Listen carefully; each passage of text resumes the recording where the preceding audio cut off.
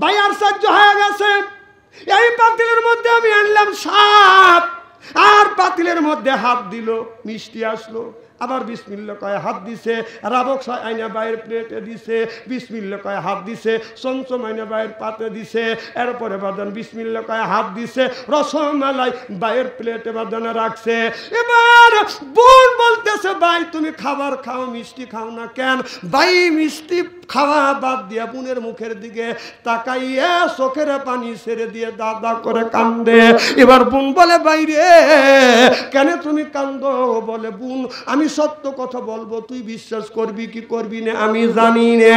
মা বাবার সাথে পরামর্শ করিয়ে তোমাকে মারার জন্য মিষ্টির পাতিলের ভিতরে আমি সাপ ভরে আনছি, তুমি মিষ্টি মনে করিয়ে পাতিলে হাত দিলে এই বিষাক্ত সাপ তোমাকে সবল দিলে, কামড় দিলে তুমি বাঁচবে না, তুমি মারা যাবে। তুমি যখন পাতিলের মধ্যে হাত দিছো আমি জানি সাপ তোমাকে কামড় দিবে, এখনই তুমি মারা যাবে। আমি দৌড় দেওয়ার জন্য প্রস্তুতি নিছি, কিন্তু উল্টোটা হয়ে গেল। বোন রে বিসমিল্লাহ বলে তুই হাত দিলি। এবার মা কান্দে, ছেলেটা বলে, মা কেন কান্দো? বলে, বাবা রে তোমার যে এই বোন আছে, আজকে এই সরকারের পক্ষ থেকে তোমার বোনকে নিয়ে যাবে, আর মালদ্বীপের পাশে বাদান সমুদ্রের পাশে একটা কালী মন্দির আছে, ওই কালী মন্দিরে তোমার বোনকে রাখা হবে। দুষ্টু জেনার দানব বাসিয়া তোমার বোনকে খেয়ে ফেলবে, তাহলে এই মালদ্বীপের ভিতরে এরকম জলস্বর হবে না। ছেলেটা বলে, ও গো মা, আমি তোমার সন্তান, তোমাকে আমি একটা ভালো পরামর্শ দেব মা।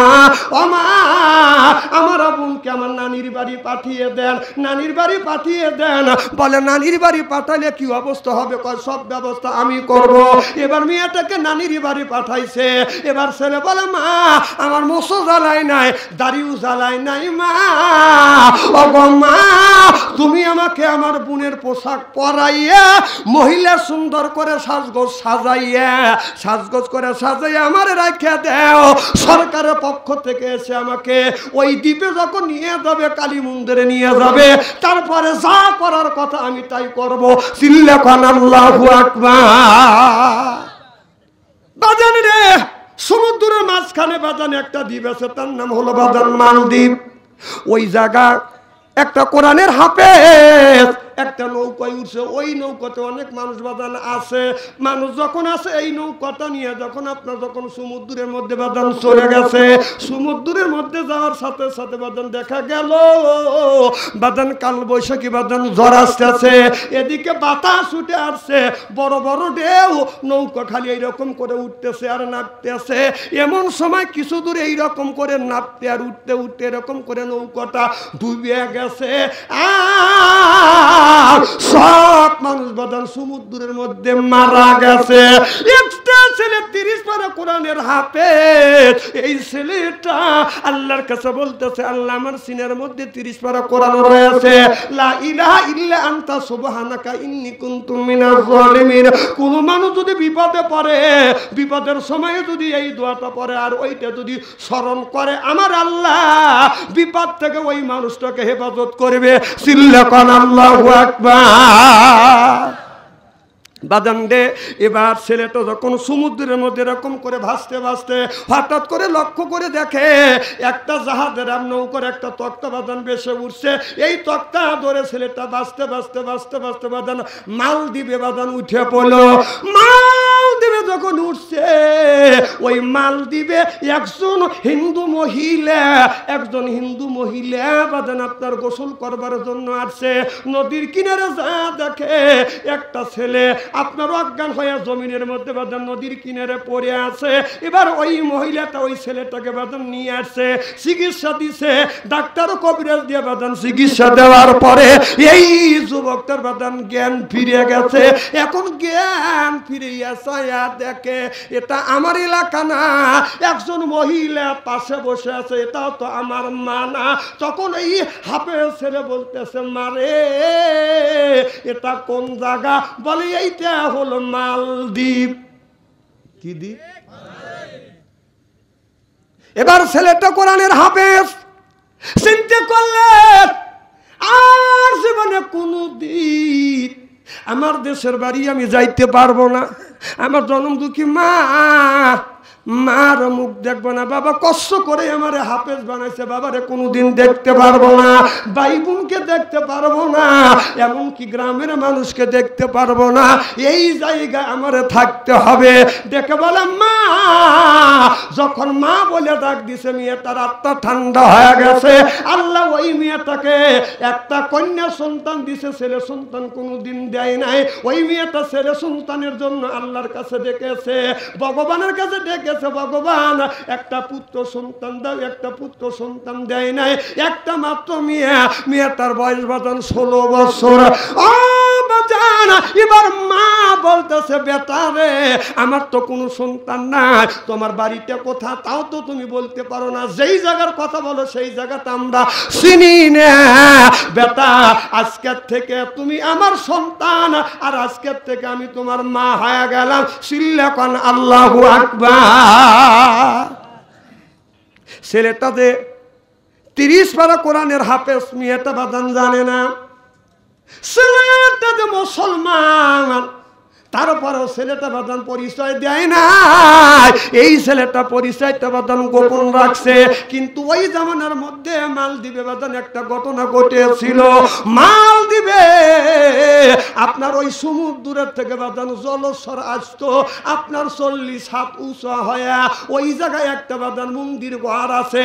ওই মন্দির ঘরে প্রত্যেক বছর বাদান সুন্দরী 18 থেকে 20 বছরে একটা কন্যাকে ওই মন্দির ঘরে রেখে আসলে আর দুষ্টু জেন দানো বাঁচিয়ে তাকে খায়। আর ওই সময় বাদান জলস্বর হয় না। এবার ওই সময় যখন এসে গেছে, ঘরের মধ্যে মাছ দেখে কাঁদতেছে।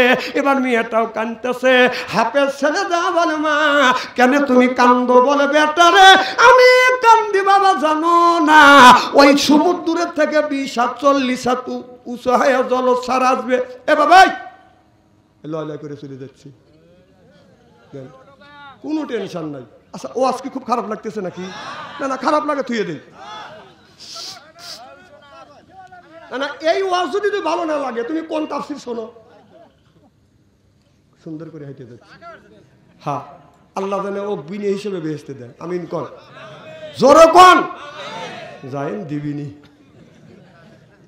বেহেশতে তো সস্তা না, কষ্ট করে বেহেশতে কামাই করা লাগবে। নামাজ যেমন ফরজ, রোজা যেমন ফরজ, কোরআনের হাদিসের কথা শোনা ফরজ।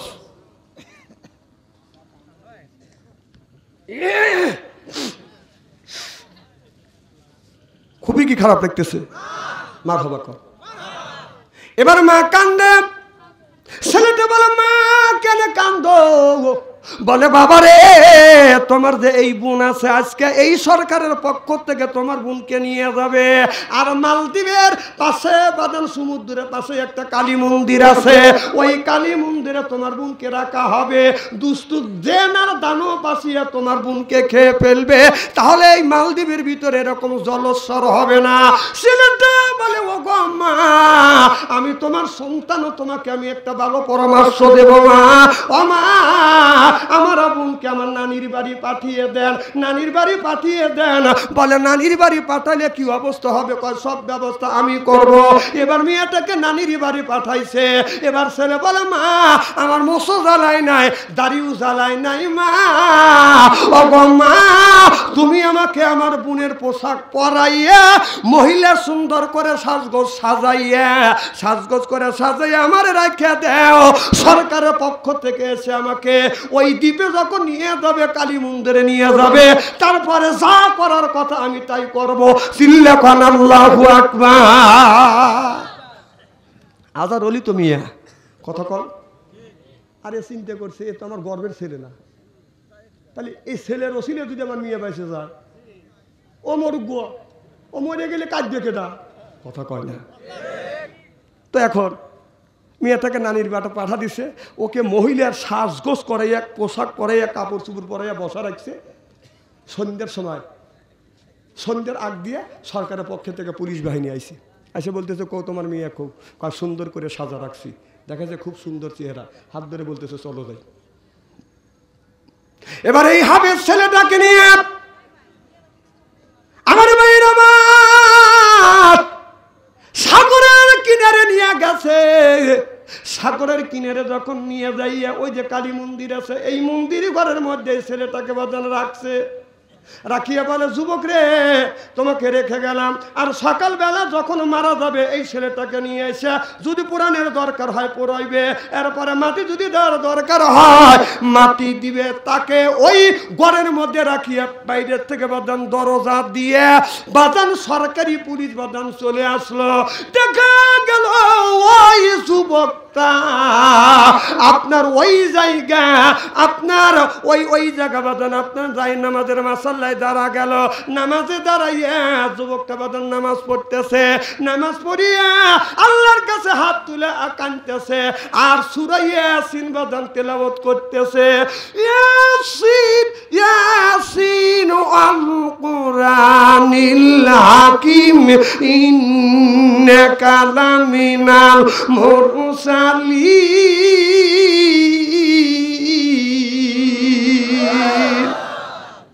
ইয়া মানে হে, সিন মানে সাইয়্যেদ, বাংলা অর্থ হলো নেতা। হে নেতা, ওয়াল কুরআনিল হাকিম।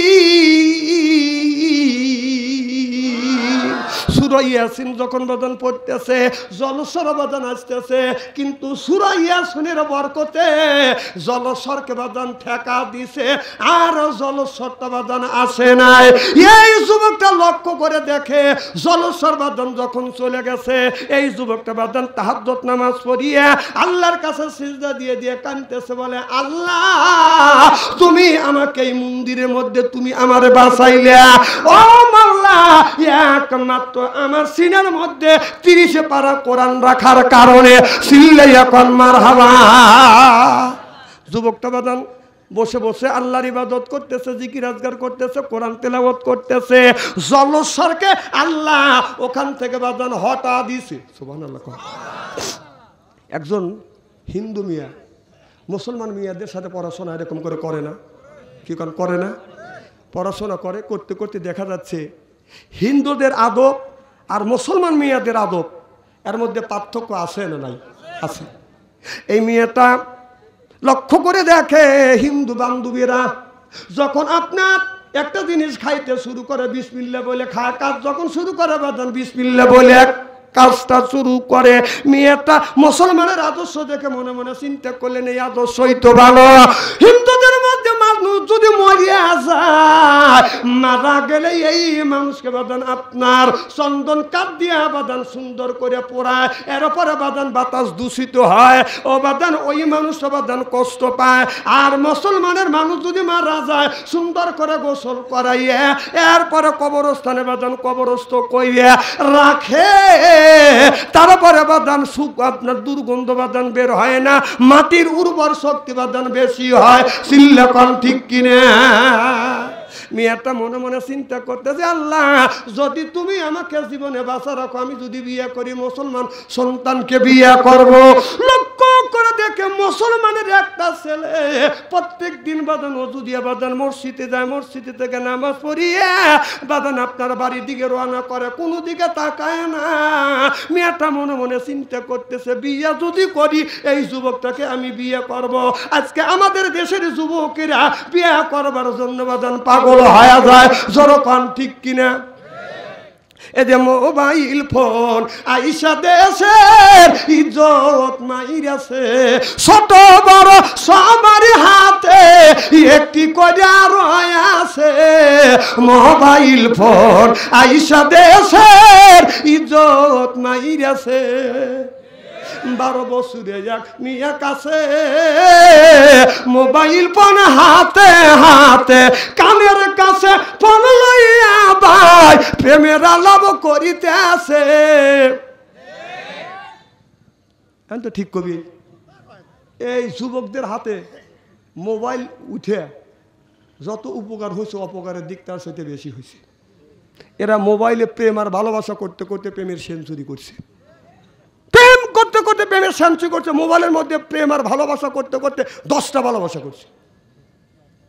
দেখেন এই যে আজকে একটা মেয়ে একটা ছেলে, বউ থাকে কয়টা?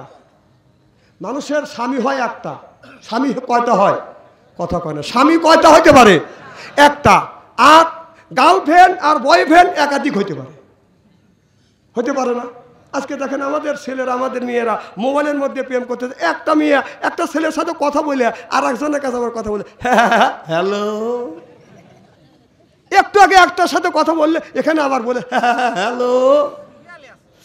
সিরিয়ালে আছে, কোথাতে সিরিয়ালে আছে। একদিন আমি বাড়ির ঢুকছি, দেখছি একটা কুকুর এই জংলার মধ্যে বসে থেকে বলে ওই রকম করে কে।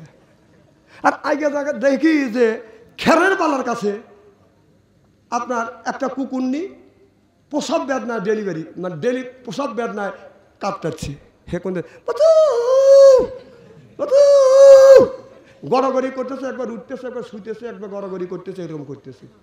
আমি চিন্তা করলাম ও করতেছে ও করতেছে আর ও কায় বাঁচাও বাঁচাও, ব্যাপারটা কি?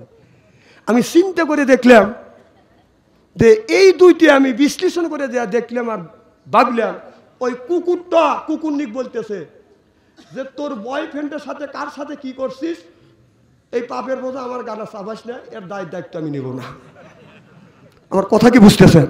কারণ কার সাথে কি করছে এই দেখেন না, একটা কুকুরের 5-7টা করে বাচ্চা হয় একটা বাজারের মধ্যে, খেয়ে কেউ একবার ঘরে কানে কেউ খেরে বলার কাছে ক্যাক ক্যাক কথা কয় না, আছে না নাই? ঠিক আমাদের দেশে শোনেন, যারা প্রেম আর ভালোবাসা করেন, গার্লফ্রেন্ড আর বয়ফ্রেন্ড আছেন, এটা খালি দুনিয়ারই রুচি। কিন্তু আপনি অসুবিধায় বলে আপনার সুখের সময় থাকবে, আপনার দুঃখের সময় নাই। আর যাকে আমরা বিয়ে করে আনছি, যারা আমাদের সাথে বিয়ে বসে, তারা সুখেও আছে দুঃখেও আছে। কত কম? কারণ যখন কলমা পরে বিয়ে করে নিয়ে আসি, বিবির অসুখ হলে স্বামী চিকিৎসা দেয়, খাবার না থাকলে খাবার দেয়, শাড়ি না থাকলে শাড়ি দেয়, চুনু না থাকলে চুনু দেয়। দুইজনের মিলনের মাধ্যমে যখন ছেলে হয়, মাও বলে ছেলে আমার, বাবাও বলে ছেলে আমার। সুবহানাল্লাহ, এটা জোরে কর। আর এই যে বয়ফ্রেন্ড গার্লফ্রেন্ড, এই যে প্রেম আর ভালোবাসা, মোবাইল এসে প্রেম আর ভালোবাসা করিয়া দেখা যাচ্ছে অবৈধ মেলামেশা করিয়া টয়লেটের মধ্যে একটা বাচ্চা ফেলা রাখছে। সেদিনকে দেখলাম ব্রিজের নিচে একটা বাচ্চা ফেলা রাখছে। কুকুর করছে কি, ওই গাদা বাচ্চার এই ডাইনার এক হাতে কামড় দিছে, হাতও ঝুলতেছে, পাও ঝুলতেছে। বিশ্ব রোডে মানুষের দেখা দিচ্ছে, দেখ মানুষ কত খারাপ কাজ করছে। কথা কয় না? না, তাহলে এই ছেলে তো কোনো পাপ করে রাখে, তাহলে এই ছেলেটাকে তুমি জন্ম দিলে রাখলে কয় কিছু সময়ের জন্য আনন্দ করবার জন্য যে তুমি এত বড় পাপের কাজ করলে, সেই বাচ্চাটাকে ব্রিজের নিচে ফালা তুই আসলে যে যাতে দুনিয়ার কোনো লোক না জানে। আল্লাহকে একটা কুত্তক বললো, যা কুত্তা তুই এক ডেনায় কামড় দিয়ে সারা বিশ্ব রোডে মানুষের টাউন দিয়ে দেখাচ্ছে। এটা হলো কিসের কারণে? এটা 14ই ফেব্রুয়ারির 14ই ভালোবাসার দিবসের 14ই ফেব্রুয়ারির এর হলো প্রতিফল। এই হাম তো ঠিক কবে, আমার কথা কি বুঝতেছে? এই প্রেম ভালোবাসা ছড়িয়ে গেছে। আমার ভাইরা, আমার মুসলমান ভাইরা, আল্লাহর হাবিবের বিউম্মতেরা, এবার মেয়েটা ওই ছেলের কাছে যা বলতেছে, যুবক আমি তোমাকে বিয়ে করতে চাই। যুবক বলে, যুবতী আমি তোমাকে বিয়ে করতে পারি যদি তুমি কলমা পড়ে মুসলমান হও। সুবহানাল্লাহ। এবার মেয়েটা কলমা পড়ে মুসলমান হইছে, তারপরে মেয়েটাকে বাজান যখন বিয়ে করছে, বাবার কাছে খবর চলে গেল কি বাপ দাদার মুখে সুনকালি মারিয়া ইসলাম ধর্ম কবুল করে একজন মুসলমান ছেলের সাথে বাজান বিয়ে হয়ে গেছে। এবার মা বাবা সহ্য করতে পারে না, মা বাবা বলতেছে ওই মেয়েটাকে আমি মারিয়া ফেলবো। তখন মা বাবা বুদ্ধি করে ওই মেয়ের বাড়ি বাদান যাতায়াত করে। হঠাৎ করে এবার মা বাবা চিন্তা করতেছে, আমার ধর্মের মুখে চুনকালি মারছে, মেয়েটাকে কিভাবে মারা যায়। একটা গুকু সাপ আপনার একটা পাতিলের মধ্যে বাদান রাখিয়া, আগে কিন্তু মিষ্টি বাদান পাতিলের মধ্যে করে নিত, যেরকম ঠিক কিনে গুকু সাপ পাতিলের মধ্যে রাখছে, সুন্দর করে মুখ বান্ধিয়ে। এবার তার ছেলের কাছে বলতেছে, তোমার বোনকে দেখে আসো। তুমি যখন বোনের বাড়িতে যখন দেখার জন্য যাবে, মিষ্টি মনে করে বলবে, বোন রে এই যে আমি মিষ্টি নিয়ে আসছি। তোমার বোন মিষ্টি মনে করিয়া যখন পাতিলটা খুলিয়া হাত যখন ঢুকাইবে, অমনি এই সাপটা কামড় দিবে। সাপটা কামড় দিলে তোমার বোন মারা যাবে। এমন একটা বিষাক্ত সাপ দিয়েছে, ওজাদের সাথে পরামর্শ করিয়া কামড় দেওয়ার সাথে সাথে যেন মেয়েটা মারা যায়। এবার ভাই আপনার পাতিলের ভিতরে মিষ্টি ভাবিয়া আপনার পাতিলের ভিতরে বাঁধানো একটা সাপ আনিয়া হাতে করে বাঁধানো আসছে বোনের কাছে আসে বলতেছে বোন আমি তোমাকে দেখার জন্য আসছি এ বোন এই যে আমি তোমার জন্য মিষ্টির পাতিল নিয়ে আসছি তুমি মিষ্টিটা এবার বোনটা মিষ্টিটা বাঁধান নিয়ে গেছে যখন নিয়ে বাঁধান রেখে দিছে শাশুড়িকে বলছে মা আমার ভাই আসছে শ্বশুর বলছে আব্বা আমার ভাই আসছে বলে মা তোমার ভাই আসছে তোমার ভাইকে আদর যত্ন করো খাবার দেও তোমার ভাই কি আনছে কয় মিষ্টির পোটলা আনছে তোমার ভাইকে মিষ্টি খাইতে দাও এবার মেয়েটা সুন্দর করে বাদান বিছানা পাইয়ে দিছে বাইতে বাদান বিছানায় বইছে এরপরে দস্তরখানা দিছে দস্তরখানার উপরে বাদান একটা প্লেট দিছে এরপরে বোনটা পাতিলটা নিয়ে আসিয়ে এখন না যখন হাত দিবে বোন তখন বলতেছে বিসমিল্লাহির রাহমানির রাহিম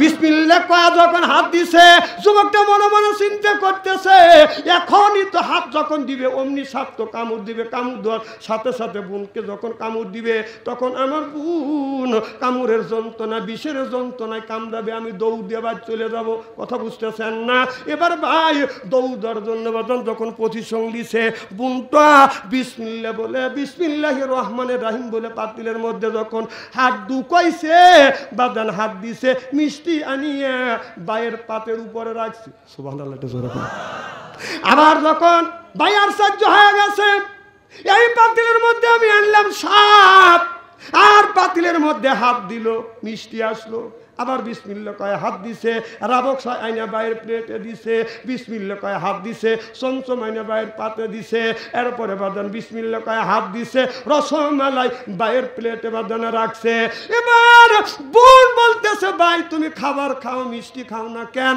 ভাই মিষ্টি খাওয়া বাদ দিয়া বোনের মুখের দিকে তাকাইয়া চোখের পানি ছেড়ে দিয়ে দাদা করে কান্দে এবার বোন বলে বাইরে কেন তুমি কান্দো বলে বোন আমি সত্য কথা বলবো তুই বিশ্বাস করবি কি করবি না আমি জানি না মা বাবার সাথে পরামর্শ করিয়ে তোমাকে মারার জন্য মিষ্টির পাতিলের ভিতরে আমি সাপ ভরে আনছি তুমি মিষ্টি মনে করিয়ে পাতিলে হাত দিলে এই বিষাক্ত সাপ তোমাকে সবল দিলে কামড় দিলে তুমি বাঁচবে না তুমি মারা যাবে তুমি যখন পাতিলের মধ্যে হাত দিছো আমি জানি সাপ তোমাকে কামড় দিবে এখনই তুমি মারা যাবে আমি দৌড় দেওয়ার জন্য প্রস্তুতি নিছি কিন্তু উল্টোটা হয়ে গেল বোন রে বিসমিল্লাহ বলে তুই হাত দিলি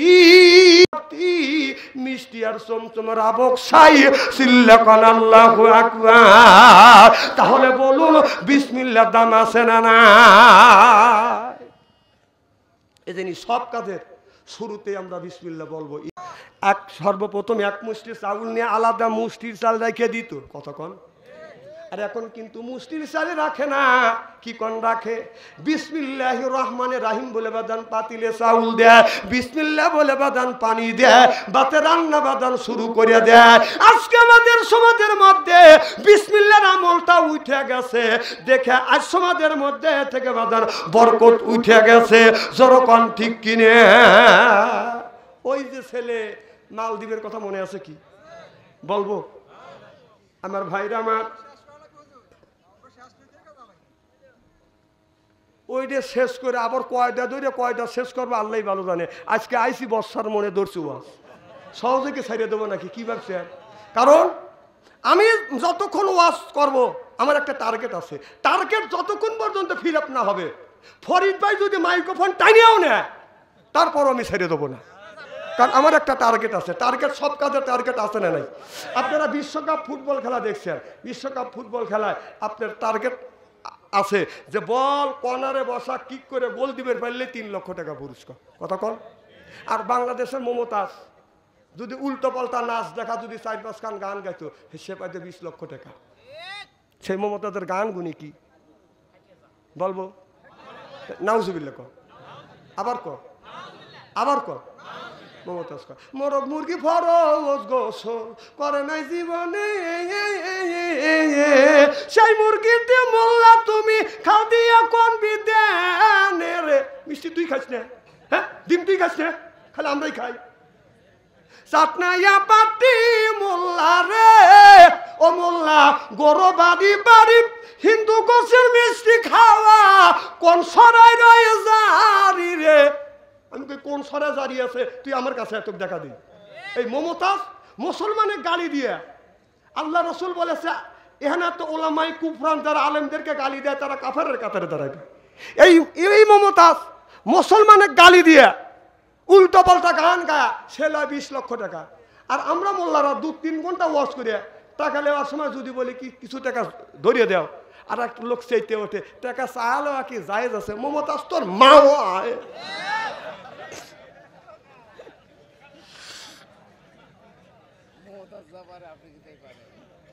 না না, তা পারবো কেন? কারণ মমতাজ আল্লাহ রাসূলের জাতীয় সংসদ ভবন ছিল মসজিদে নববী। সুবহানাল্লাহ, একটু জোরে কর। আচ্ছা, আপনারা গ্রামে মসজিদ আছে না? এই আপনাদের গ্রামের মসজিদে মমতাজের মতো নর্তকী এসে যদি উল্টো পাল্টা ড্যান্স দিত, গান গাইতো, আপনারা যাইতেন না শুনতেন? যাইতেন? কয়েক যাইতো না, কোথায় যাইতো?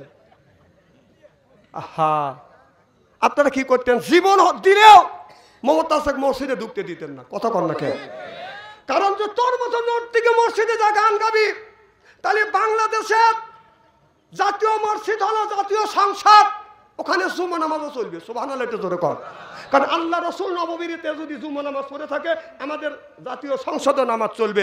এই জাতীয় সংসদ ভবনে আপনার বাংলাদেশের 16-20 কোটি মানুষের রিজিক যেই জায়গা বন্টন হয়, সেই জায়গা মমতাজের মতো নর্তকী নাইসে গায়া সংসদটাকে নষ্ট করছে। নষ্ট করে আর বুবু নাই। বু বলেছে আমার বুহু মমতাজ আজ কোথায় পালাইছে, আমার বুবু মমতাজ আজ কোথায় পালাইছে, উল্টো পাল্টা নাচ দেখাইয়া সংসদ নষ্ট কইরাছে, আমার বুবু মমতাজ আজ কোথায় পালাইছে। কোথায় রলেন কাদের কাকা কামরুল ইসলাম হাসান দাদা, কোথায় রলেন কাদের কাকা কামরুল ইসলাম হাসান দাদা, ওই ছাত্রদের ওই রক্ত নিয়ে হুলি খেলেছে, আমার বুবু মমতাজ আজ কোথায় পালাইছে। কোথায় সাবেক প্রধানমন্ত্রী, তোমার কথা কি যে বলি, দলের মানুষকে ফেলে রেখে দিল্লি পালাইছে, আমার বুবু মমতাজ আজ কোথায় পালাইছে। টিভির সামনে বসে খেলা হবে, খেলা হবে, খালি কা খেলা হবে, যেরকম ঠিক কিনা? যখন খেলা হবে পাবলিক কয়দিন সহ্য করবে? কর পাবলিক যখন খেলা করবার জন্য যখন রেডি হয়েছে, টাকা দেয় প্লেয়ার মাঠে নাকি নাই পলাইছে আবার দাড়ি কেটে পলাইছে। কথা কয় না? আচ্ছা, বাংলাদেশে জামাতে ইসলাম আর বিএনপির উপরে যত নির্যাতন হয়েছে, এত বাংলাদেশের কোন দলের উপরে নির্যাতন শুরু করে নাই। কথা কন? তারপরে বাংলাদেশের বেশিরভাগ আলেম ওলামার উপরে যত নির্যাতন করছে, কোন আলেম ওলামা দেখছেন হাফেজকারী মাওলানা দাড়ি কেটে পালাইছে? তোমরাই বললে খেলা হবে, খেলার জন্য যখন মানুষ রেডি হয়েছে, দরজা দাড়ি কেটে পলাইছে। দরজা আগে যাদের দাড়ি ছিল তারা কাইটিয়া মাহুন্দ ছাড়ছে, আর যাদের দাড়ি আসলো না ওরা দাড়ি রেখে দরবেশ বাবা ছাড়ছে। কথা কম। শোনো, ডাক্তার ইন্নুস যতদিন আছে, আমি একটা সুপরামর্শ দিচ্ছি আপনাদের, ডাক্তার ইন্নুস যতদিন আছে একদিন তোমরা খালি দোয়া ইন্নুস পড়তে থাকো। যদি নির্বাচিত সরকার আছে, যদি ইটের ডেল দিয়ে থাকো, পাথরের ডেল খাওয়া লাগবে। এমন প্রচার রাজনীতি করলে এখন গড়ও ছাড়া লাগে, বাড়িও ছাড়া লাগে, গ্রামও ছাড়া লাগে, এরপরে আপনার বাড়িঘর বেচাও লাগে। পচা দল করে লাভ কি? এমন দল করো যে গ্রামে থাকতে পারো না। ওই দল তো আরো লোক করছে। কথা কয় না? তারা কি পালাইছে? তাহলে তুই পালালি কিসের লেখা? দিলে বোঝা গেল নিশ্চয়ই তুই মানুষের অন্যায় করছিস। আপনারা উল্লাপাড়া থানায় একটা ইমাম আসলে, নামে আসলে ইমাম, এক ওয়াক্ত নামাজ পড়ে না।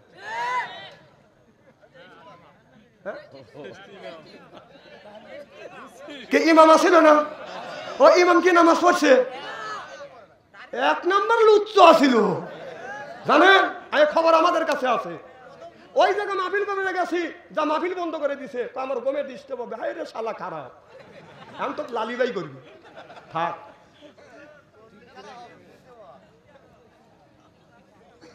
এদিক তাকান, খুব খারাপ লাগতেছে। এখন কোরআনের কথা বলি।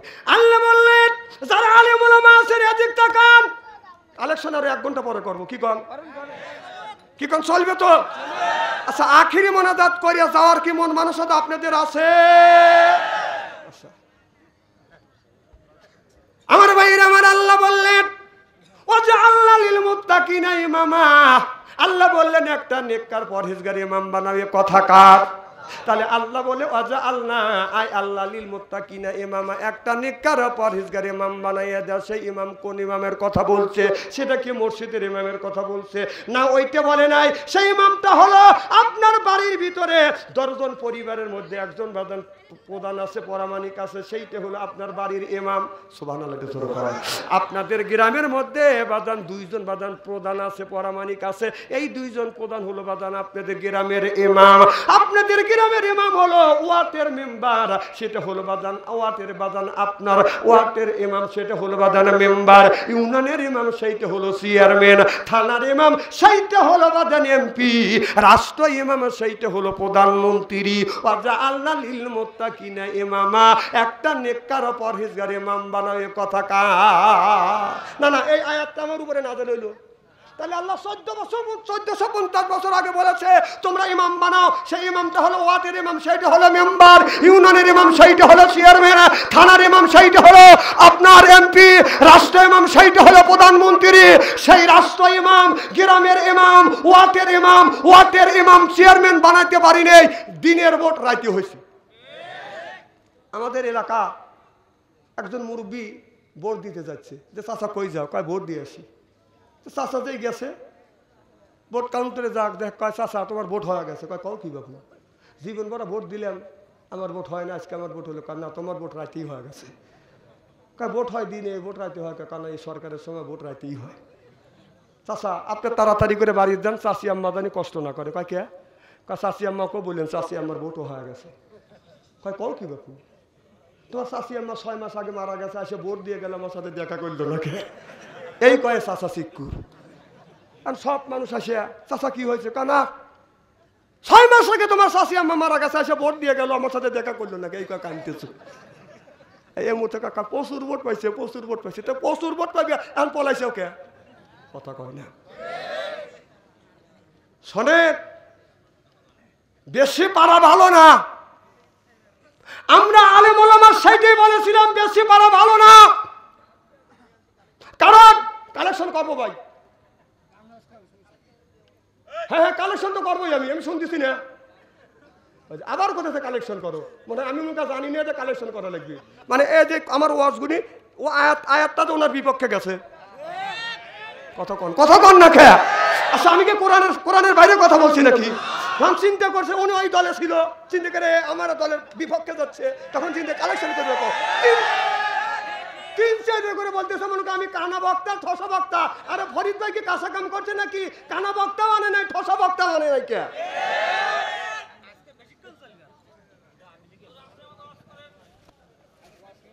ও টেনশন করে না, বাদশা আনসারি ওয়াজ ছাড়িয়ে দেওয়ার লোক না। 16 বছরই ছাড়াতে পারেনি, এখন তো স্বাধীন পাইছি আমরা। আমার স্বাধীন দেশে স্বাধীনভাবে ওয়াজ করবো, ঠেকানোর মতো কোনো মানুষ থেকে তুই যতই পেশাল পারিস, সহজে না।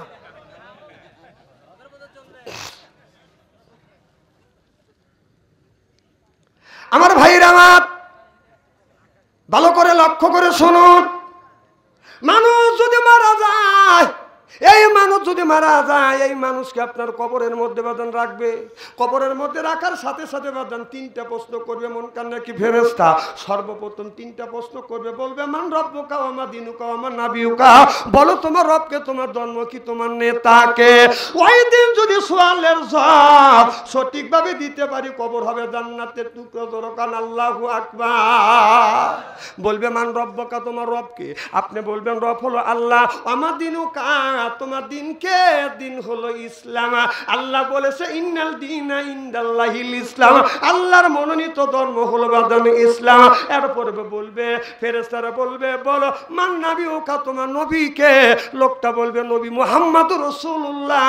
এরপরে ফেরেশতা বলবে এই জিনিসটা তুমি কোথায় পাইছো?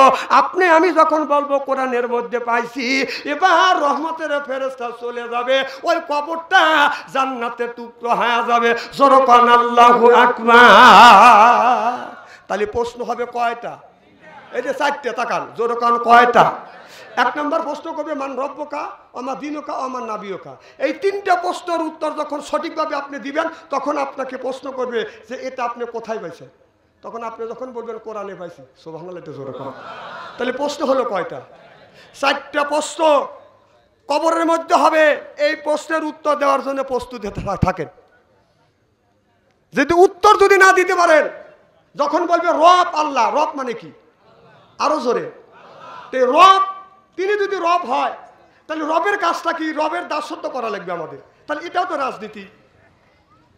রব তো রাজনীতির কথাই বলছে, তাহলে এটাও তো রাজনীতি হয়। সুবহানাল্লাহ।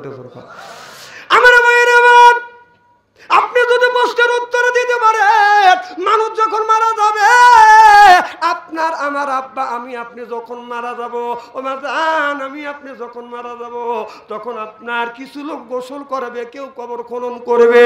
কবর খনন করিয়ে আপনাকে আমাকে যখন কবরের দিকে বাদানে নিয়ে যাবে, নিয়ে যাইয়া বাদান কবরের মধ্যে বাদান কবরস্থ করবে, বলবে বিসমিল্লাহে ওয়াবিল্লাহে ওয়ালা মিল্লাতে রাসূলিল্লাহ, আমি আল্লাহ এবং নবীর দলে তোমাকে ভর্তি করে দিয়ে গেলাম। সিল্লাকান আল্লাহু আকবার। আপনি যদি নবীর কাজ কইরা থাকেন, আল্লাহর নবী তার রহমতের কোলে বাদান উঠা নিবে। আর নবীর কাজ যদি না করেন, আল্লাহর নবী আপনার জামিনদার জিম্মাদার হবে না। জোরকন ঠিক কিনে? তাহলে কবরের মধ্যে যাওয়ার সাথে সাথে ওই লোকটা যখনই লোকটাকে যদি জহরের সময় যদি বাদান আপনার কবরস্থ করে, কইরা যখন মানুষেরা চলে আসবে, তখন আসরক্ত হয়ে যাবে। সকালবেলা যদি আপনি মাটি দেন, তখন মনকা নেকি ফেরেশতা আসার সাথে আসরক্তর সময় হয়ে যাবে। এরপরে রাত 3টায় যদি মাটি দেওয়া হয়, মনকার নেকি ফেরেশতা এসে যখন জাগাইবে, ওই সময় বেলা আসর হয়ে যাবে। যখন ফেরেশতা বলবে মান রব্বুকা, এই বান্দাকে যখন জাগাবে, বান্দা তখন বলবে সূর্য লাল হয়ে যাচ্ছে। আর যদি নামাজি ব্যক্তি হয়, বলবে আমাকে ওযুর পানি দাও, আমি ওযু দিব, নামাজ পড়ব। আল্লাহর ফেরেশতা বলবে ও আল্লাহর বান্দা, এটা দুনিয়া না, দুনিয়ার জগৎ না, এটা হলো কবরের জগৎ। সিল্লাকান আল্লাহু আকবার। আল্লাহ আমার ছেলের কাছে যেন হাজার হাজার মানুষ কলমা পড়ে যেন মুসলমান হয়। ও বেটা ময়নউদ্দিন, যখন তুমি আমার গর্ভে ছিলে, কোলে ছিলে, পেটের মধ্যে ছিলে, আমি তোমার মা আল্লাহর কাছে দোয়া করছি, আমার আল্লাহ দোয়া কবুল করছে। এই জন্য তোমার হাতে মানুষ 90,000 মানুষ কলমা পড়ে মুসলমান হয়েছে। সিল্লাকান আল্লাহু আকবার। নারায়ে তাকবীর।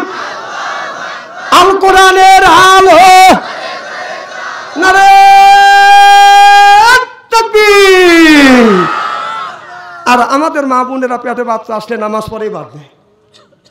আমার এক ভাবি আছে, 2 বার করে অপারেশন করছে, সিজার করছে, আবার গর্ভবতী হয়েছে। এখন আমাকে কয় তুমি হুজুর মানুষ, দেশ বিদেশে যাও, হাজার হাজার মানুষ নিয়ে কথাবার্তা বলো, আমি আবার গর্ভবতী হয়েছি, আবার বিলে সিজার করা লাগবে, তুমি আল্লাহর কাছে দোয়া করো, আল্লাহ যেন সহি সালামতে যেন আমাকে ডেলিভারি করায়।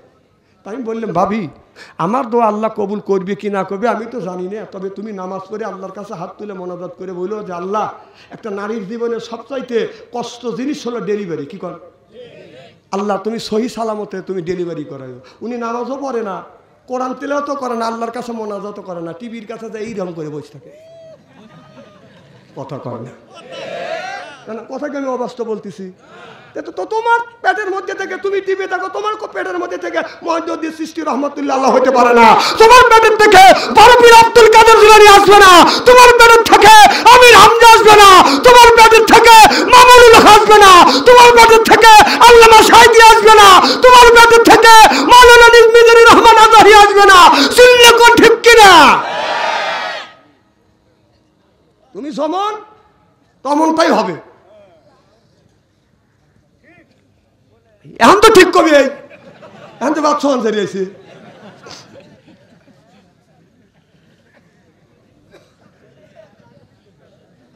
এই জন্য কবি বলে, কাক যদি কোকিল হয়া ডাকে কুহু কুহু, লাপিত কি রাজার পোশাক পরে দেশ চালাইতে পারে। নারী যদি পুরুষ হইয়া যদি দাবি করে পুরুষ হইতে পারবে নারী, চারটা জিনিস থাকে বাকি রে, চারটা জিনিস থাকে বাকি। একজন মহিলা শার্ট প্যান্ট লাগাইয়া পুরুষ হওয়ার জন্য যতই বাপ দৌড়ুক না কেন, চারটা জিনিস না হলে পরিপূর্ণ পুরুষ হবে না। শার্ট প্যান্ট লাগাইয়া চুল ছোট করিয়া এরপরে বাদান না আপনার সুন্দর করে সাজগোজ করিয়া যতই পুরুষ সাজুক না কেন, চারটা জিনিস বাকি থাকে। এক জিনিস হলো বাদান বুকের পশম, 2 নম্বর দাড়ি, 3 নম্বর মোষ, 4 নম্বর নিচে নামবো না। বাড়ি দিয়ে শুয়েই ভাবি রে, শুয়েই ভাবি।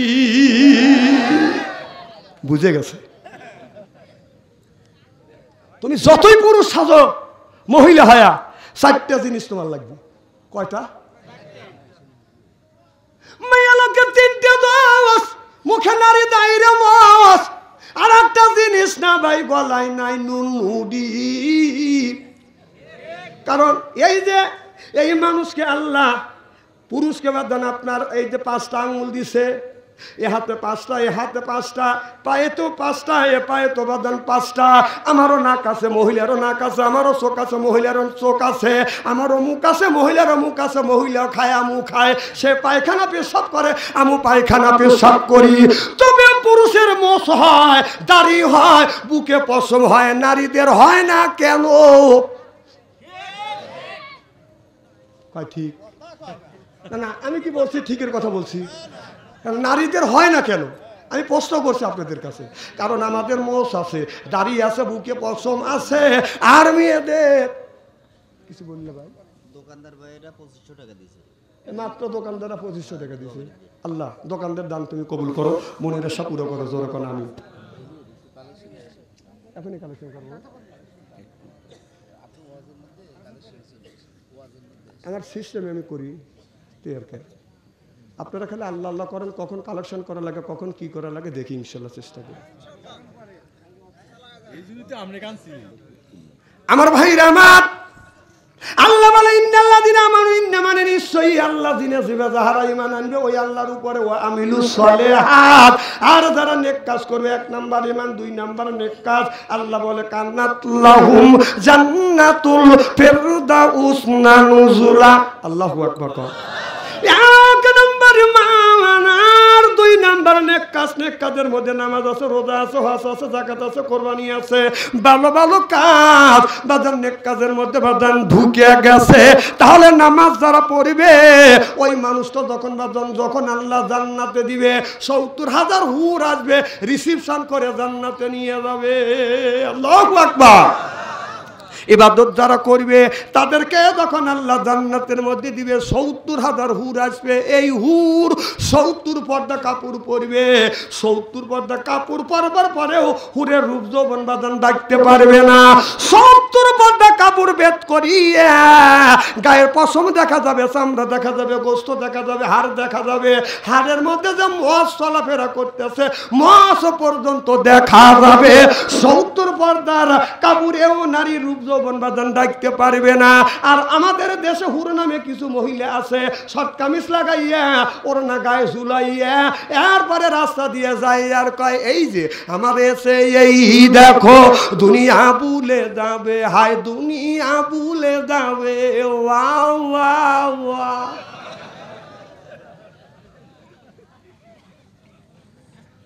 আজকে ওয়াজ হচ্ছে, এখানে তাফসির হবে। আজকে ওয়াজ হবে, কালকে আগামীকাল স্টলে টলে তাফসির হবে। যত গল্প হয় চাষটলে, কথা কন, চাষটলের গল্প হবে আগামীকাল। আরে হুজুররা কি জানে রে, আমি কই কয়টা হুজুর জন্মাচ্ছে আর নিজেই কত মান হুজুরগিরি করো। হ্যাঁ, এখন চাষটলে তো গল্প করতেছে। একজনের মেয়ে রাজশাহী ভার্সিটিতে পড়ে, মানুষের জানান লাগবে না, চাষটলে যা বলতেছে মেয়ে একখান জন্ম দিছে, আমার মেয়ে রাজশাহী ভার্সিটিতে পড়ে। ছেলের বাবা ওই জায়গায় আছে, চিন্তা করে কে রে, আমার ছেলে 2 বছর ধরে ভার্সিটিতে পড়ে, এই গল্প আমি কারো কাজ করি না, গ্রামের কেউ জানে না, আর 1.5 দিন ধরে মেয়ে ভার্সিটিতে ভর্তি করে দিয়ে এসে গল্প করতেছে। তখন ছেলের বাবা ধমক দিতে যাই ব্যাকির, 1.5 দিন ধরে মেয়ে চাষটলে ভর্তি করে দিয়া আপনার ভার্সিটি ভর্তি করে দিয়ে এসে গল্প করতেছে, আমার ছেলে রাজশাহী ভার্সিটিতে পড়ে। যে আমার ছেলে যে রাজশাহী ভার্সিটিতে পড়ে, এই গল্প তো আমি কারো কাজ করি না। ছেলের বাবার গল্প হচ্ছে না, কথা কয় না, গল্প হচ্ছে না। মেয়ের বাবা চিন্তা করতেছে কে রে বেটা গল্প করার আমাই গল্প ডাইকে দেয়। তার মেয়ের বাবা বলতে, শোনেন এলাকার অনেকেরই মেয়ে আছে, সবাই কিন্তু ভার্সিটিতে পড়াইতে পারে না, ঠেলা আছে।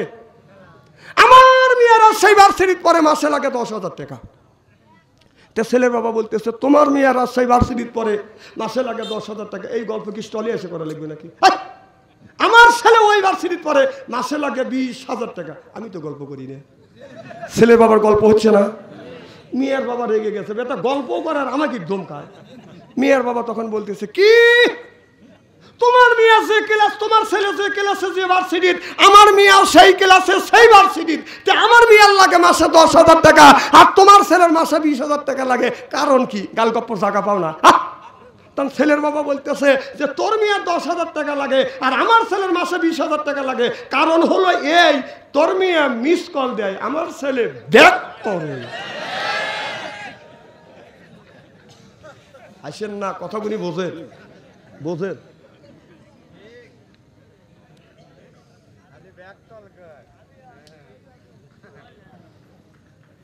আমার মুসলমান ভাইরা, আল্লাহর হাবিবের উম্মতেরা, ভালো করে লক্ষ্য করে শুনুন। হযরত আবু বকর সিদ্দিক রাদিয়াল্লাহু তাআলা আনহু যখন কলমা পড়ে মুসলমান হয়ে গেছে, আবু বকর সিদ্দিক বাজান রাদিয়াল্লাহু তাআলা আনহু কলমা পড়ে মুসলমান হয়েছে। আবু বকর সিদ্দিক মুসলমান হয়েছে, হযরত ওমর ওসমান আলী কলমা পড়ে মুসলমান হয়েছে। সুবহানাল্লাহ।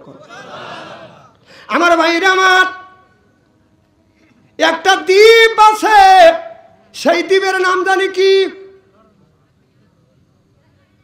দ্বীপের নাম জানেন না? আহা, কিসের দ্বীপ?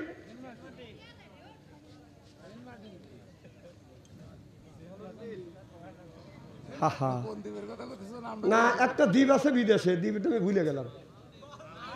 মালদ্বীপ, মালদ্বীপ।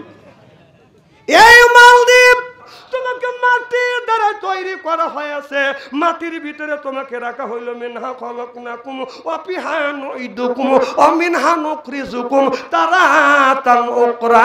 তোমাকে মাটির দ্বারাই তৈরি করা হয়েছে, মাটির মধ্যে তোমাকে রাখা হলো।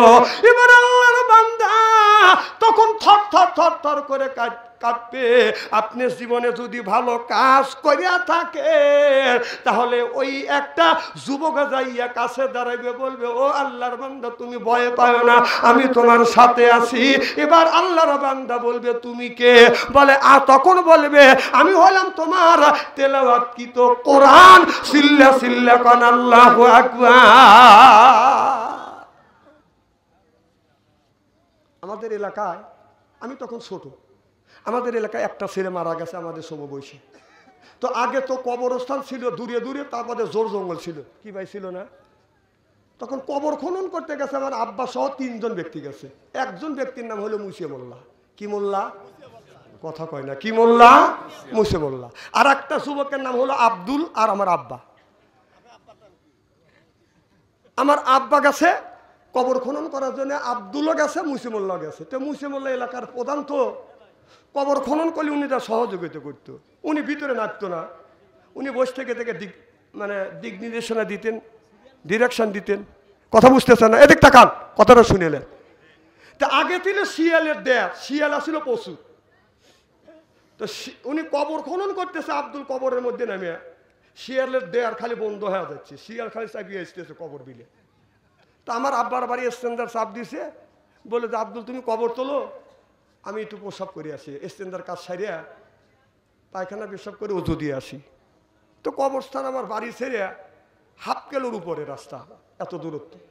তো বাড়িতে গেছে, ইতিমধ্যে মুসে মোল্লা বসে থেকে খালি ঝুমতেছে। কবর খনন করতে করতে বুক পর্যন্ত যখন হওয়ার কথা, যেই কোপ মারছে, ওখানে যে সিগেল আছে, শিয়াল, আব্দুল তা জানে না। কোপ দিছে, শিয়ালের নেজে লেগছে, গেছে নেজ কাইটে। শিয়ালের যখন নেজ কেটে গেছে, শিয়ালকে আর ঠিক থাকে নাকি? শিয়াল পাগলের মতো হয়ে গেছে, হাত দিয়ে খোরল থেকে কবরের মতো থেকে বাইরে হয়, ওই যে মুসেমল্লা ঝুমতেছে, ওর গাড়ের উপরে লোপকি মারছি। যে লোপকি দিছে, মুসেমল্লা বইরে কবরের মধ্যে পড়ে গেছে। আব্দুল উঠে যাইরে দৌড়ো আমার বাড়ির কাছে যা খারাপ হয়েছি। আমার বাড়ি ছিল ফাঁকা তখন। তাই আমার আব্বা এসে কয়, তখন আমি পাশে আসলাম, আসে যে আব্দুল ভাই থরথর করে কাঁপতেছে। তা আমার আব্বা বলতেছে, আব্দুল তুমি কাঁপো কেন? কয় জ্যাঠা, আজরাইল যে মুচে জ্যাঠা কবরের মধ্যে শোয়া ফেলেছি। এই তো শুনে আমার আব্বা ভয় পাওয়া গেছে, রে বাইরে রে কোষ কি রে। ইতিমধ্যে যার ছেলে মারা গেছে তার নাম হলো রবি হাজি। সেই লোকটা এসে করলে যে রাত বাজে তখন 12:30। আব্দুল খবর কি? জ্যাঠা খবর গোলাইতে হয়ে গেছে। কি হয়েছে? আমি কবর খনন করতেছি, এদিকে আজরাইল এসে মুছড়ে দৌড়ে মুছে যেটা কবরের মধ্যে শোয়া ফেলেছে। কোন তো ভয় করে না এখন। কারণ একটা লোক খুব সাহসী বুড়ো মানুষ, চল যাই। এই 4-5 জন লোক পিস পিস আমি গেছি। এতে জিকির ধরছে, বয়ে জিকির ধরছি। কথা বুঝতেছেন না? এদিকে বন জঙ্গল তো, সোনের খ্যাত, কাইসার খ্যাত। কাইসার খ্যাত বোঝেন কি? সোন কাইসার খ্যাত বড় বড়। এদিকে মুসে মোল্লা মানুষের সয় কবরের মধ্যে উত্তর পাল্লে মাথা দিয়া, উনি দক্ষিণ পালে মাথা দিছে, পূব পাল্লে উত্তর পাল্লে পা দিছে। দিয়ে চিন্তা করতে, আজরাইল তো আমাকে শোয়াই ভালোছি। ও ভাবছে যে আমাকে আজরাইল শোয়াইছে। তখন চিন্তা করতেছে, আজরাইল এসে বলবে, মান রব বোকা, বল তোর রবকে। তখন যখন বলবে তোর রবকে, আমি কিছু বলবো না। বলবো না, আজরাইল দেখবে, 2-1টা গুঁতো মুতো দিয়ে দেখবে যে লোকটা মরিয়ে গেছে, থুইয়া যখন চলে যাবে আমি উঠে দৌড় দেবো। আসলে কি জিনিসটা তাই? তখন এই আমরা 5-6 জন লোক বলা করতে করতে যখন যাচ্ছি, মুসেমুল্লাহ মনে মনে চিন্তা করতেছে, আজরাইল পাইরে ভালাতে 4-5 জন লোক নিয়ে আসতেছে। ও বাবা, আইসা দেখি যে কথা সেই কাম। উনি দক্ষিণ পেলে মাথা দিয়ে, উত্তর পেলে পা দিয়ে ব্যাপারে আছে। তখন লোক চিন্তা করতেছে, হাদি সাহেব বলতেছে, আরে বেচারাটা মারা গেল রে। মুসিমুল্লাহ ক মারা গেছে, এই কথা চলিয়ে যায়, দেখ উঠে আমি দৌড় দেবো। তার ওই লোকটা কি আর কবরের মধ্যে থোয়া যাবে? তখন কেউ হাত পরে ধরছে, কেউ পা পরে ধরছে। 2 জন 2 হাত ধরছে, একজন পা ধরছে। আমার তুইও ধর গেদা। আমাদের এলাকা এখন ছেলেদের গেদা কয়, কথা বোঝে না। তা আমি একটা পা পরে ধরলাম, যে পাও দাঁত পাচ্ছে। মুসিমুল্লাহ আমি তো অত বুঝি না। তো মুসিমুল্লাহ চিন্তা করতেছে, আমাকে দৌড়িয়ে আমাকে 2-1টা আমাকে আচার দিবি। ওখানে আচারে কাম পাচ্ছে নাকি? তখন যখন হাত পা ধরে উৎসব করছে, তখন চিন্তা করতে আচার দিবে, দে 2-1টা আচার দে, তাও আমি কিছু করবো না। তাই নিয়ে যখন তুলছে, তাও মুসিমুল্লাহ কতক্ষণে। তাই নিয়ে যখন গোরস্থানে বাইরে নিয়ে গেছে, তখন মুসিমুল্লাহ কইছে, আল্লাহ আল্লাহ। যেই কইছে আল্লাহ, সব চিন্তা করে কে লোক না মরা, থুয়ে যাই রে দৌড়। বাজার আজরাইল যখন আসবে, কিছুই কুলাইবে না। আমার আগে এই বাড়িতে বাস করেছে অনেক জগৎ, আমার আগে এই বাড়িতে বাস করেছে অনেক জগৎ। আমি একদিন চলে যাব, থাকবো না আর বেশিক্ষণ। যেরকম ঠিক কিনে মা বাবা আত্মস্বজন অনেকেরই দুনিয়ার থেকে বিদায় হয়ে গেছে। তো বাবা, অনেকের মা নাই, অনেকের বাবা নাই। যার মা নাই, যার বাবা নাই, সেই মায়ের ব্যথা বোঝে। যার মা মারা গেছে, সেই মায়ের ব্যথা বোঝে। আপনারা যে মা বাবার মনে তো কষ্ট দেন, খবরদার মা বাবার মনে কষ্ট দিয়ে আল্লাহর জান্নাতে যাওয়া যাবে না। আমার ভাইয়ের, আমার আল্লাহ পরে সবকে রাখতে ভালো কথা না। শোনো বাবা, তুমি যদি উল্লাহ পরে শহরে যাও, রাত আসতে যদি রাত 12টা হয়, বাড়িতে এসে দেখবে, বাড়ির সব মানুষ ঘুমাইছে, খবর নাই। তোমার ভাই বোন সব ঘুমাইছে, বাবিও ঘুমাইছে, তোমার স্ত্রী ঘুমাইছে, কিন্তু 2 জন মানুষ ঘুমায় নাই। একজন মানুষ রাস্তা আগা গেছে, সেই ব্যক্তি হলো বাবা। আর একজন ব্যক্তি তোমার খাবার নিয়ে লেপের নিচে, ঠান্ডা খাবার ঠান্ডা হবে, লেপের নিচে তোমার খাবার রেখে দিছে, ওই মানুষটা হলো মা। যেরকম ঠিক কিনে খবরদার, ওর মার মনে কষ্ট দেওয়া যাবে। যার মা নাই, সেই মায়ের ব্যথা বোঝে। যুবক, তুমি যদি আজকে ব্যায়াম চালাইয়া যদি তুমি আজকে 500 টাকা ইনকাম করে থাকো, সকালবেলা ফজরের নামাজ পড়িয়া মার কাছে যাইয়া বসিয়া পায়ের উপর হাত রাখিয়া পায়ে হাত রাখিয়া যদি চুমা খায়া মার কাছ থেকে দোয়া নিয়ে যদি কাজে যাও, প্রত্যেক দিন যদি তুমি 500 টাকা ইনকাম করো, অন্য দিন আল্লাহ 200 টাকা বরকত দিবে। কারণ যেই তোমার হাত তোমার মার পায়ে লাগছে, মোল্লা আলী কারিম রহমাতুল্লাহ আলাইহি বলেছে, যারা মা বাবার পায়ে হাত থেকে চুমো দিবে তারা আল্লাহর জান্নাতের খাম্বায় চুমো দেয়। সেই মারে কষ্ট দাও। অনেক মানুষ আছে মা মারে বাবারে মারে, দরকার ঠিক কিনে? এ যুবক, মারে মারো না, বাবারে মারো না। একটা বাস্তব ঘটনা বলবো। মা কষ্ট করে সন্তানটাকে বাদান মানুষ করছে বাদানা, এরপরে মাস্টার ডিগ্রি বাদান পাস করাইছে। এই ছেলেটাকে বাদান 50,000 টাকা দিয়ে বাদান ঘুষ দিয়ে বাদান চাকরি দিছে। এই ছেলেটা যখন চাকরি গেছে মার কাছে বলছে, ওগো মা, আমি জ্যৈষ্ঠ মাসে বাড়িতে আসবো। মা যখন মার কাছে ফোন করছে, মা আমি জ্যৈষ্ঠ মাসে আমি জ্যৈষ্ঠ মাসের 1 তারিখে আমি ছুটি পাবো, আমি বাড়িতে আসবো। এই কথা শুনিয়ে আমার ওই মা রেজাউল করিম বাড়ির বাড়িটাকে বাদান একটা ফুজলি আম রেখে দিছে। এরপরে ফরিদ ভাইয়ের বাড়ির থেকে বাদান একটা ছায়া আনছে, বাদান একটা ল্যাংরা আম। আর এক বাড়ির থেকে সন্তানের জন্য জাম নিয়ে আসছে, আর এক বাড়ির থেকে কাঁঠাল আনছে, আর এক বাড়ির থেকে বেল আনছে, কলা আনছে, রাইখে দিছে। আমার সন্তান 1 তারিখে আসবে, এই ছেলের জন্য মা কলা দুধ কলা খাবার, এরপরে আম জাম যত ফল ফলসি আছে ছেলের জন্য বাদান রাইখে দিছে। 1 তারিখের কাছে 10 তারিখ হয়ে গেছে, ছেলেটা বাদান আসে না। বাদান মোবাইল নাই, পাশের বাড়ির মানুষের কাছ থেকে মোবাইল করছে ছেলের কাছে, আব্বা তুমি না জ্যৈষ্ঠ মাসের 1 তারিখে আসবে, সরকার কি তোমাকে ছুটি দেয় নাই? এবার ছেলে বলে, মা আমি আইছি, সরকার ছুটি দিছে, আমি আসছি। কয় তুমি কই? কয় আমি আমার শ্বশুর বাড়ি। কোন বাড়ি? এদিকে মা সন্তানের জন্য কলা রাখছে, কলা পচে গেছে। জাম রাখছে, জামটা নষ্ট হয়ে গেছে। আম রাখছে, আমটা বাদান নষ্ট হয়ে গেছে। বুড়া বাবাকে বাদান খাইতে দেয় নাই। এমন সময় ওই ছেলেটা বাদান আর বাড়িতে বাদান আসে নাই। শ্বশুর বাড়ি থেকে বিদায় নিয়ে বাদান বাড়িতে বাদান চলে গেছে। বাড়িতে যখন চলে গেছে বাদান অফিসে বাদান চলে গেছে, চাকরিতে যখন চলে গেছে, হঠাৎ করিয়ে কিছুদিন পর ওই যুবকটার বাদান বাবা বাদান মারা গেছে। বাবা যখন মারা গেছে, মোবাইল করবে, খবর দিবে, তখন তো বাদান মোবাইল ছিল না, খবর দিবে, খবরের বাদান লোক নাই। ছেলে কোন জায়গা থাকে তাও জানে না, বউ নিয়ে বাদান চলে গেছে। ও বাদান ওই দিন যেদিন বাবা মারা গেছে, ছেলেটা ওই দিন ছুটি নিয়ে আসছে এলাকায় যাইয়া, ওই জায়গা ওই সময় বাদান ছিল টেলিফোন, শহরে যা টেলিফোন, অফিসে করছে কয়, অফিসে টেলিফোন করছে কয় নাই, এই ছেলেটা নাই, ছেলেটা ছুটি চলে গেছে। এই ছেলেটার যখন খবর নাই, এবার এলাকার মানুষ সুন্দর করে বাদান গোসল করাইয়ে এবার ওই লাশটাকে বাদান খাটনিতে তুলিয়ে কবরস্থানের দিকে বাদান যখন নিয়ে রওনা করছে, এই ছেলেটা বউ সাথে করিয়ে বাড়ির দিকে যখন রওনা করছে, এবাদান ওই যুবকদের বাড়ির থেকে কয়েকজন মুসল্লি একটা খাটনি কান্দে করিয়া কবরস্থানের দিকে আসছে। এদিকে এই ছেলেটা আর ছেলের বউটা, বউ নিয়ে বাদান বাড়ির দিকে রওনা করছে। ছেলেটা লক্ষ্য করে দেখে কয়েকজন মুসল্লি আসতেছে, কান্দে খাট একটা লাশ আছে।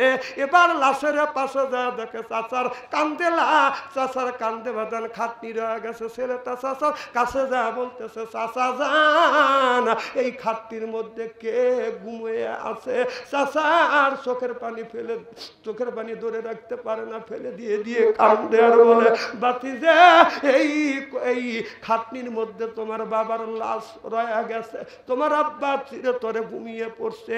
অমনি বাদান খাটনিতে বাদান নামাইছে।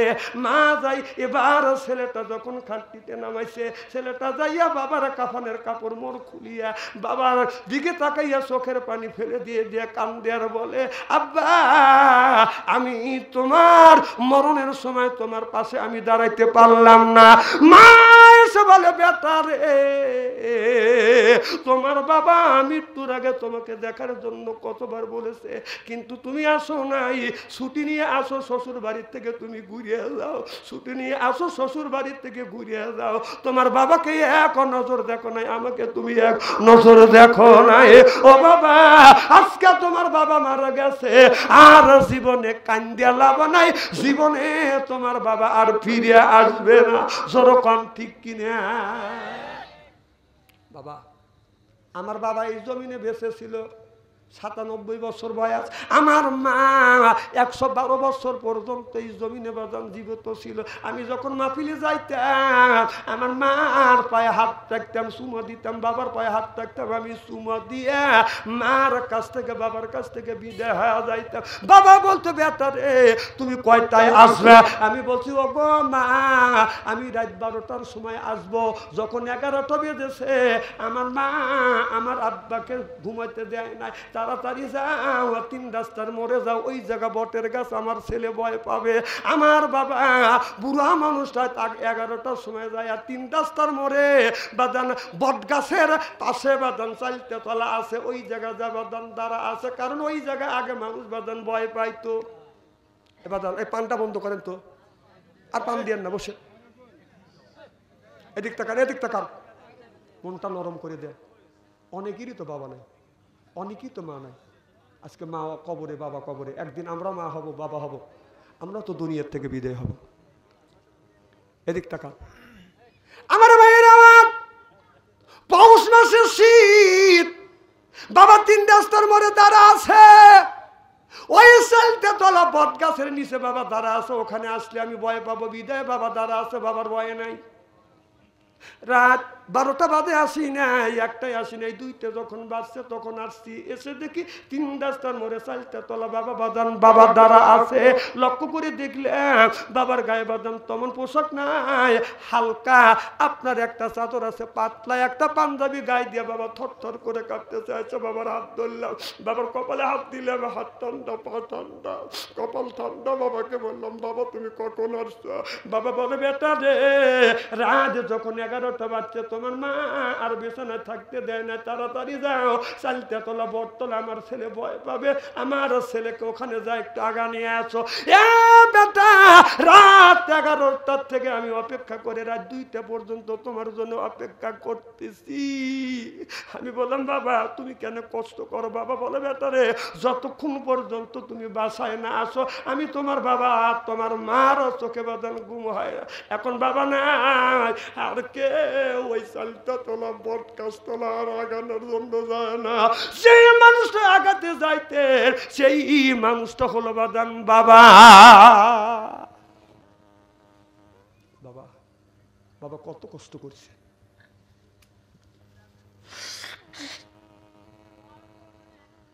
যার মা নাই, বাবা নাই, তার কলিজায় আঘাত লাগবে, চোখে যদি পানি আসে, ওই লোকটার চোখে বাদান পানি আসবে।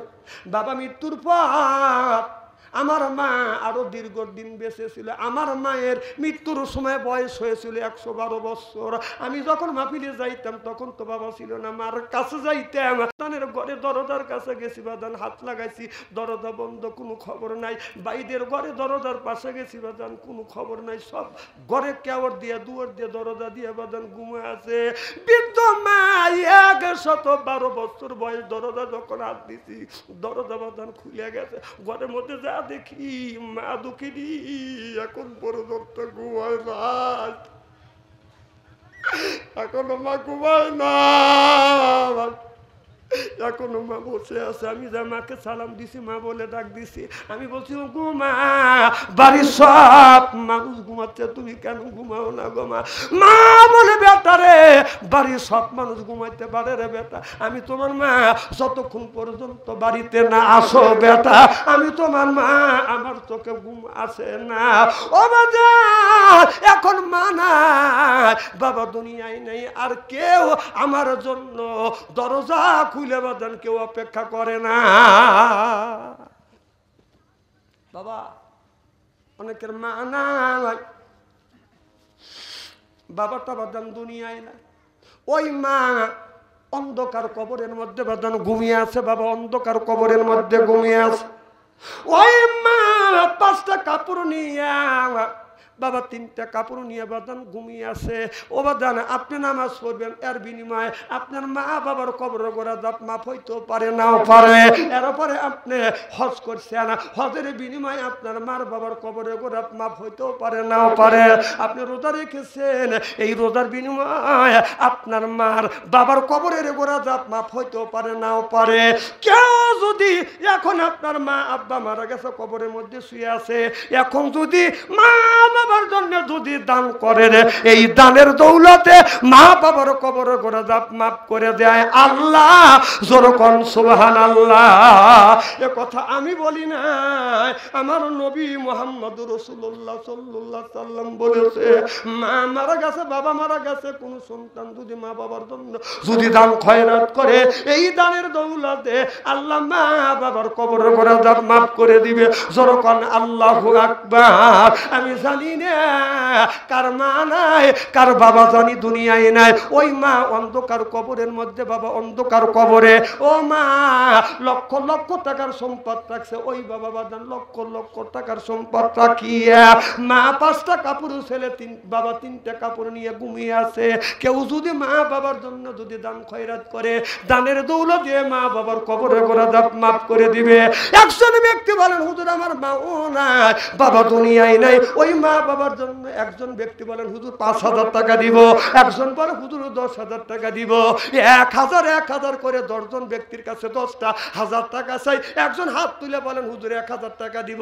1,000 টাকা কে দিবেন? কি নাম? কি নাম? মোস্তফা 1,000। আপনার নাম?